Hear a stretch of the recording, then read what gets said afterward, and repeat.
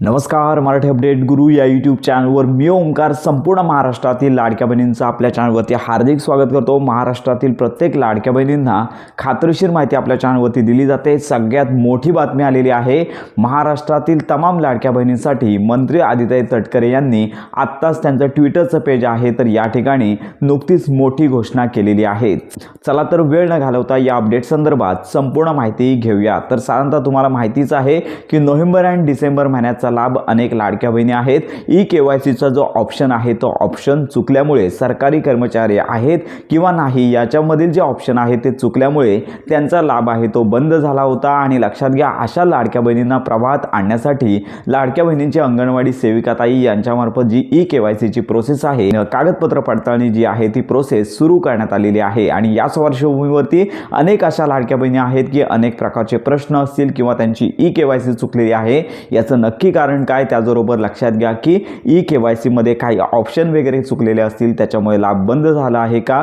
तर अशा सर्व प्रश्नांची उत्तरे देण्यासाठी महाराष्ट्र शासनातर्फे संपूर्ण महाराष्ट्रातील लाडक्या बहिणींसाठी हेल्पलाईन्स आजपासून सुरू करण्यात आलेली आहे। तर ही हेल्पलाईन आहे 181 नंबर हा हेल्पलाईनचा देण्यात आलेला आहे। तर मंत्री आदित्य तटकरे यांनी देखील ही घोषणा नुकतीच त्यांचं ट्विटरचं पेज आहे या ठिकाणी केलेली आहे। तर हा टोल फ्री क्रमांक आहे। या ठिकाणी लाडकी बहीण फोन करून संबंधित असणाऱ्या आपल्या मनातील शंका त्या ठिकाणी विचारू शकतात। तर लक्षात घ्या, फक्त शंकांचं समाधान करण्यासाठी किंवा तुमच्या काय अडचणी असेल तर का तुमचा अर्ज अपात्र झालेला आहे किंवा याच्या पुढची प्रोसेस काय, तर केवळ शंकांचं निराकरण करण्यासाठी ही हेल्पलाईन सुरू करण्यात आलेली आहे। दिवसभरामध्ये तुम्ही कोणत्याही वेळी या ठिकाणी फोन लावून माहिती घेऊ शकता।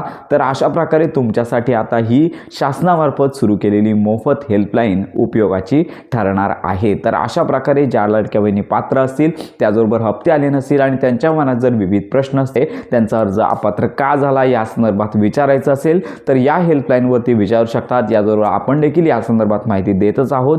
तर अशा प्रकारे ही महत्त्वाची माहिती संपूर्ण महाराष्ट्रातील लाडक्या बहिणींपर्यंत नक्की शेअर करा। आता लक्षात घ्या, ज्या लाडक्या बहिणींना नोव्हेंबर आणि डिसेंबर महिन्याचा लाभ आले नाही आहे, चुकीच्या कारणांमुळे ई-केवायसी चुकीची जे ऑप्शन आहे ते निवडल्यामुळे ई-केवायसी लक्षात घ्या याच्यामध्ये लाडकी बहीण अपात्र झाली असेल तर अशा लाडक्या बहिणींना आता प्रवाहात म्हणजेच हप्ते वितरणाच्या प्रोसेसमध्ये म्हणजेच लक्षात घ्या पात्र करण्यासाठी शासनामार्फत पावलं उचलण्यात आलेली आहे। त्यामुळे लवकरच ही प्रोसेस पूर्ण होईल आणि त्याच्यानंतर सर्वप्रथम डिसेंबर आणि नोव्हेंबर या महिन्याचा लाभ वितरित होईल आणि त्यानंतरच जानेवारी महिन्याचा हप्ते वितरणाचा विचार केला जाणार आहे। तर अशा प्रकारे हप्ते वितरणाची अजून तारीख घोषित झाली नाही आहे, आपण माहिती घेतच आहोत। तर ही महत्त्वाची माहिती संपूर्ण महाराष्ट्रातील लाडक्या बहिणींपर्यंत नक्की शेअर करा।